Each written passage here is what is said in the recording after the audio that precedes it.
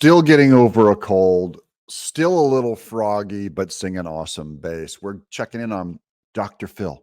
Poor Dr. Phil. So cute how naive and believing he is that we still have a court system.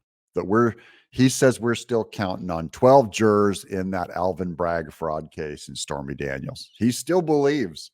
Welcome to Doug in Exile. This is where the happy patriots are.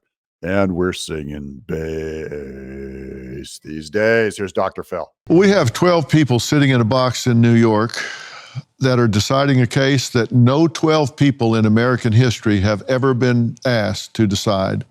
And that is, should a former president of the United States and a current candidate for president of the United States go to jail?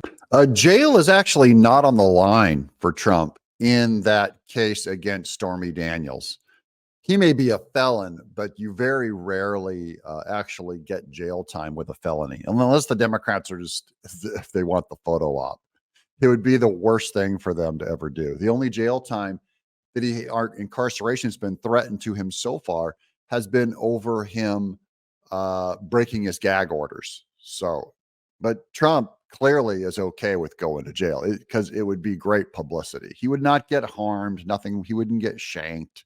He's not going to that kind of a cell with all of his Secret Servicemen around him.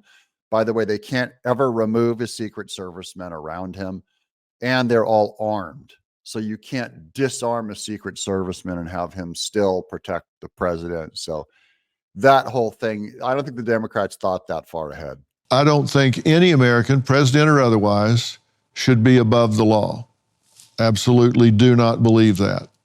I don't know the facts of this case, so I can't give you my opinion on whether or not Donald Trump is guilty of violating some New York law or not. Well, I don't know the facts of this case. It doesn't stop me from giving my opinion, Dr. Phil. Get in. Where have you been, man? I'm just kidding. Dr. Phil is naive. He's still figuring this case out. And all he knows to say is he's counting on the 12 jurors. Little does he know that it's the judge, it's Alvin Bragg that are cooking this thing, and the White House cooking this thing way upstairs before it ever gets down to this jury. It is true we only need one jurist to go against the rest for this thing to get tied up. So I do believe there might be 1 in 12. There might be a 1 in 12 chance there's one good, honest person in New York. This is like the Old Testament, where they're going like, what if I can find 8 good men in Sodom? Will you not burn it down? What if I can find just one? What if I can find one honest juror in Sodom, New York? Will Trump go free? We'll find out, because if Trump gets indicted on this one, if this one goes through and he's found guilty, it is proof. They could not find one honest person to put on a New York jury. I think this case took a long, long time to put together. And it seems to me that there are serious problems with this case.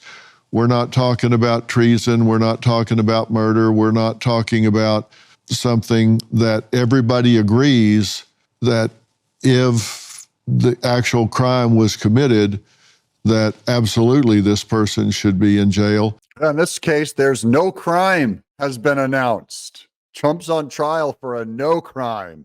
This is a show trial. Communist, Marxist show trial. The debate is whether a crime has even been committed. And I think that muddies the waters a whole lot. And so I think they've got a real tough time in finding their way through this path. And I think everything to make it clear to them what took place, I think every effort should be made to make this as clear to them as possible. It doesn't get any clearer than that. How do you put someone on trial when they haven't even stated a crime? Or I should say, the crime that they're claiming, remember, it's to cover up a crime. The felony that brings it up to the feds is to cover up a crime. That is to cover up his payment or whatever is the real charge. Has nothing to do with Stormy Daniels, the sex and all that. You can ignore all that. Democrats just doing their own anti-Trump campaigning. They have not stated what that crime was that he was trying to cover up, because it's not a crime to sign a non-disclosure agreement with someone for any reason. I think law flows from good public policy and common sense. And I bet you that in the final analysis, this jury is going to have a conversation about, does it make common sense that what happened here is something that you would convict a president on or not? He's talking kind of slow there, going, I think they're going to have a conversation. Yeah, they're going to have a conversation on if they're going to convict him or not.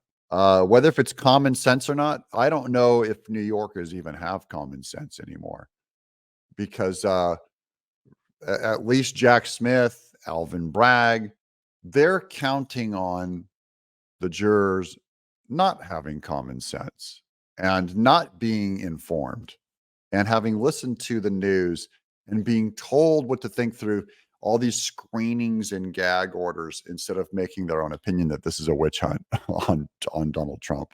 I think one element is, were there things done to influence an election? At one level, aren't all candidates supposed to be trying to influence the election? Yeah, and he's kind of overplaying that influence the election thing here, because again, that's not, I don't believe that's the primary problem with Trump on this New York case, that he's trying to influence an election. No, the cover-up money, they're saying he was trying to influence by telling a lie about Stormy Daniels, when really, for all we know, he kept those dirty details quiet because he didn't want to embarrass himself, didn't want to hurt his business, didn't want to hurt his marriage. There's all kinds of personal reasons for it. So to say that he was just trying to influence an election, again, is Democrat wishful thinking. And only a crooked, illegal jury would agree with that with the prosecution on this one. Then the question is, did they cheat to influence the election? And maybe that's what it'll boil down to. Yeah, there's no cheating on this one. This is not about cheating at all. He might be mixing this trial up with the Fulton County one with Fonnie Willis, because that is much more so about the actual influencing elections, stealing an election, alternate electors. Same thing with the January 6th one out there with Chutkin and Jack Smith. Well, I think it's going to come down to 12 people, and I hope they truly are being honest when they say, I can set politics aside, I can set attitude aside, I can set personal beliefs aside. We'll know if they're being honest if they exonerate Trump. However many are on that jury, if one of them exonerates Trump, then they can't go after him. They have to get a unanimous jury on this one. And I just think it takes one good one for a hung jury. And we'll find out if one of them takes his vows seriously. I doubt it. I really doubt it. I think this is so many Democrats and such a Democrat pack difference. If they were that honest, they wouldn't be voting for Biden in the first place. I'm Doug in Exile.